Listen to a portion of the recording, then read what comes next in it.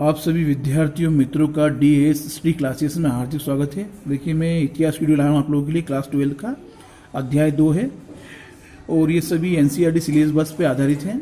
भाग 2 है आप लोगों के लिए। राजा, किसान और नगर, आरंभिक राज्य और अर्थव्यवस्था है। देखिए, कुछ महत्वपूर्ण बिंदुओं पर जानकारी है। इसके पूर्व मैंने आप लोगों के लिए एक वीडियो बनाई थी और उसमें 16 महाजनपदों के बारे में जानकारी दी थी मैंने आप लोगों को। तो इसमें हम आगे पढ़ेंगे। देखिए, अभिलेख किसे कहा जाता है?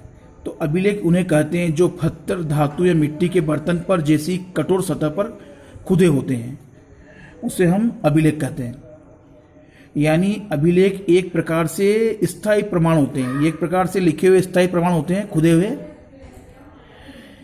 इनमें राजाओं के क्रियाकलाप तथा महिलाओं और पुरुषों द्वारा धार्मिक संस्थाओं को दिए गए दान का ब्यौरा, यानी पूरी जानकारी होती है इसके अंदर, इन अभिलेखों में, जो कि धातु, पत्थर या मिट्टी के बर्तन पर खुदे होते हैं।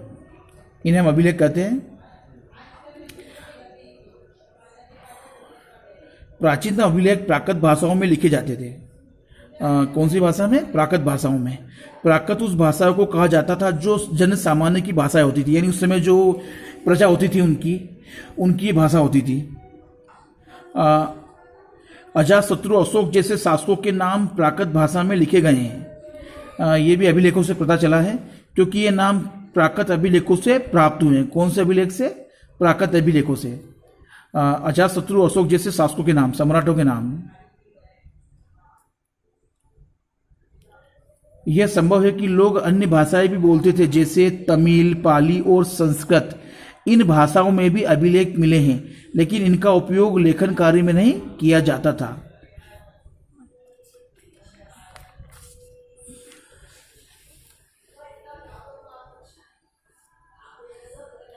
आगे है आप लोगों के लिए कि 16 महाजनपदों में जो प्रथम था, जो 16 महाजनपद थे, उनमें जो प्रथम था वो मगध था।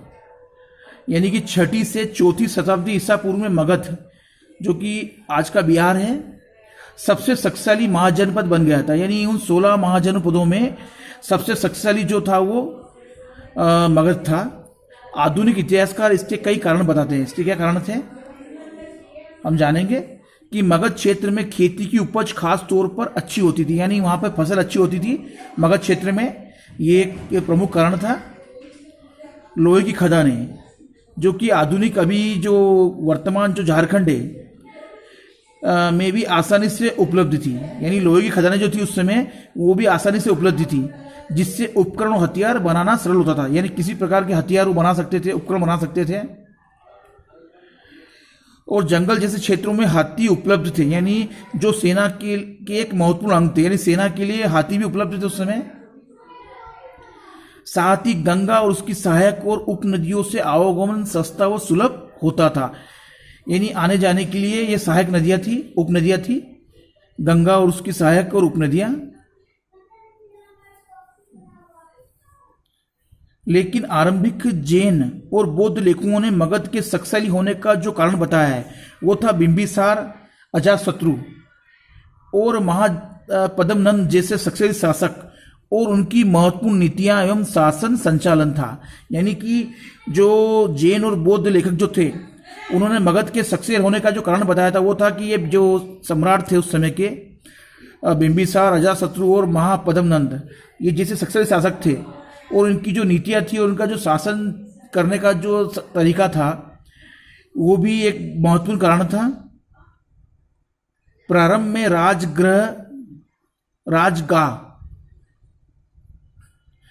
में राजगाह मगध की राजधानी थी, तथा बाद में 4ठी शताब्दी ईसा पूर्व में पाटलिपुत्र को मगध की राजधानी फिर से बनाया गया। यानी पहले कौन सी राजधानी थी? राजगाह। लेकिन 4ठी शताब्दी में इसे फिर से पाटलिपुत्र को मगध की राजधानी बनाया गया, जिसे अब पटना कहा जाता है, जिसे वर्तमान में हम पटना कहते हैं। देखिए, आगे है मौर्य साम्राज्य के बारे में कि मौर्य साम्राज्य की स्थापना कब हुई थी। तो लगभग 321 ईसा पूर्व में हुई थी। यानी मगध के विकास के साथ साथ मौर्य साम्राज्य का उदय हुआ था। यानी मगध के साथ साथ जो मौर्य साम्राज्य का उदय हुआ था, चंद्रगुप्त मौर्य मौर्य वंश का संस्थापक था। यानी मौर्य वंश का जो संस्थापक था वो चंद्रगुप्त मौर्य था। उसने 321 ईसा पूर्व में मौर्य वंश की स्थापना की थी और उसने नंद वंश का जो अंतिम शासक था, सम्राट था घनानंद, उसको मारकर, उसको पराजित करके और उसने मौर्य वंश की स्थापना की थी चंद्रगुप्त मौर्य ने। चंद्रगुप्त मौर्य का जो शासन जो था, वो जो राज्य व्यवस्था थी वो पश्चिमोत्तर में अफगानिस्तान और बलूचिस्तान तक फैली हुई थी। यानी उसकी जो शासन व्यवस्था जो थी वो पश्चिमोत्तर में अफगानिस्तान और बलूचिस्तान तक फैली हुई थी चंद्रगुप्त मौर्य की। चंद्रगुप्त मौर्य का जो पौत्र था अशोक, जिसे आरंभिक भारत का सबसे प्रसिद्ध एवं शक्तिशाली शासक माना जाता है। यानी चंद्रगुप्त मौर्य का जो पौत्र था अशोक, उसे आरंभिक भारत का सबसे प्रसिद्ध एवं शक्तिशाली शासक माना गया है। उसने कलिंग, जो कि उड़ीसा है वर्तमान में, पर विजय प्राप्त की थी। उसने कलिंग युद्ध पर, जो कलिंग युद्ध हुआ था उसमें उसने विजय प्राप्त की थी। देखिए मौर्य वंश के बारे में और जानकारी है। मेगस्थनीज, जो कि चंद्रगुप्त मौर्य के दरबार में एक यूनानी राजदूत था, जिसने अपनी पुस्तक इंडिका में आंखों देखा हाल लिखा है। क्या लिखा है उसने? यह पुस्तक अब नष्ट हो चुकी है, लेकिन उसके प्राप्त अंशों के आधार पर चंद्रगुप्त मौर्य के शासनकाल की पर्याप्त जानकारी हमें मिलती है। यानी किससे मिलती है हमें? मौर्य वंश के बारे में जानकारी हमें तो मेगस्थनीज की जो किताब थी, जो कि एक यूनानी राजदूत था चंद्रगुप्त मौर्य के दरबार में, और उसने जो किताब लिखी थी इंडिका, जिसने पूरा आंखों का हाल लिखा था, उसके प्राप्त अंशों के आधार पर चंद्रगुप्त मौर्य के शासनकाल की पर्याप्त जानकारी हमें मिलती है। ये भी, इससे भी जानकारी मिलती है हमें। चंद्रगुप्त मौर्य के गुरु तथा मंत्री जो कि चाणक्य थे, और उनका नाम विष्णुगुप्त भी था और उनको कौटिल्य भी बोलते हैं, ने अपनी रचना, अपनी पुस्तक, जो उनका ग्रंथ था अर्थशास्त्र में मौर्य शासन व्यवस्था और संचालन का उल्लेख किया है। यानी उसमें बहुत ही विस्तृत उसका उल्लेख किया है। जो उनकी पुस्तक थी, जो उनका ग्रंथ था अर्थशास्त्र। जैन, बौद्ध, पौराणिक ग्रंथों तथा और भी कई प्रकार के ग्रंथों से मौर्य साम्राज्य के बारे में जानकारी मिलती है। देखिए इन सभी चीजों से, जो भी दस्तावेज थे या जो भी चीजें, इन सभी से मौर्य वंश के बारे में हमें जानकारी प्राप्त होती है। देखिए इसका एक और मौर्य वंश के बारे में जानकारी, अशोक द्वारा लिखवाए गए स्तंभों से मौर्य साम्राज्य के बारे में महत्वपूर्ण जानकारियां मिलती है हमें। तो मौर्य प्रशासन के जो प्रमुख अभिलक्षण थे, विशेषताएं क्या थी? तो इसका देखिए आंसर कि मौर्य प्रशासन के लगभग सभी प्रमुख अभिलक्षणों की जानकारी हमें अशोक के अभिलेखों से मिलती है। यानी जो हमने अभी आगे पढ़ा था कि उनसे भी हमें जानकारी मिलती है, लेकिन अशोक के जो अभिलेख थे उनसे भी हमें जानकारी मिलती है। जैसे राजा प्रजा का संबंध, राजनीतिक केंद्र, प्रमुख अधिकारी व उनके कर्तव्य आदि, ये सभी हमें अशोक के अभिलेखों से जानकारी मिलती है। 5 प्रमुख राजनीतिक केंद्र, यानी उस समय मौर्य साम्राज्य के समय मौर्य साम्राज्य का सबसे बड़ा जो केंद्र था वो मौर्य साम्राज्य की राजधानी थी, पाटलिपुत्र था।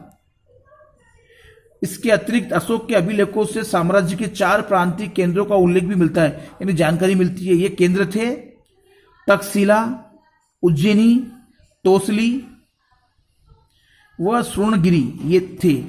यानी इनसे हमें 5 प्रमुख राजनीतिक केंद्रों की जानकारी मिलती है उस समय की, मौर्य वंश के समय, मौर्य साम्राज्य के समय। आवागमन का आसान होना, तो साम्राज्य के संचालन के लिए स्थल व जल दोनों ही मार्गों से आवागमन होता था उस समय। इनकी सुव्यवस्था की जाती थी। राजधानी से प्रांतों तक पहुंचने में भी समय लगता था, अतः मार्ग में ठहरने व खान पान की व्यवस्था की जाती थी। अशोक ने मार्गों पर सराय बनवाई, कुएं खुदवाए तथा पेड़ लगवाए। शासन व्यवस्था का असमान होना, शासन व्यवस्था का असमान होना, यानी कि मौर्य साम्राज्य में मौर्य साम्राज्य जो था वो अत्यधिक विशाल था, यानी बहुत फैला हुआ था। इसके अतिरिक्त साम्राज्य में शामिल क्षेत्र बड़े विविध व अलग प्रकार के थे। यानी जो मौर्य साम्राज्य था बहुत अत्यधिक विशाल था और इसके जो क्षेत्र थे बड़े विविध व अलग प्रकार के थे।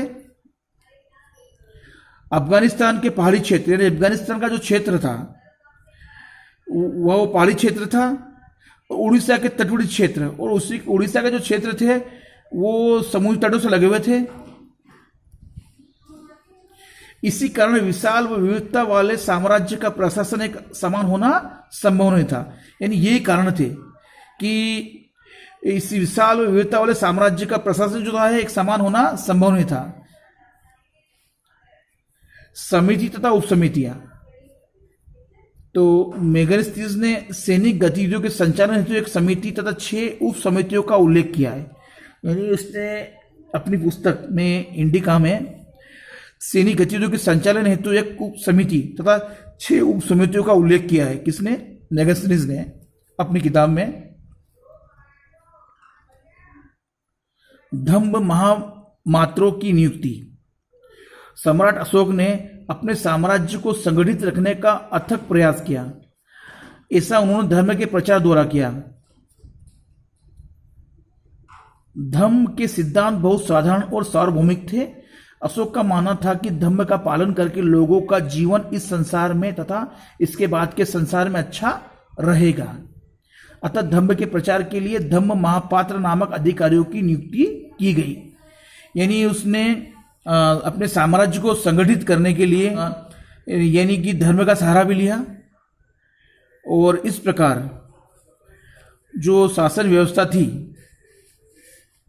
उसकी जानकारी हमें मिलती है। Thank you very much for watching this video.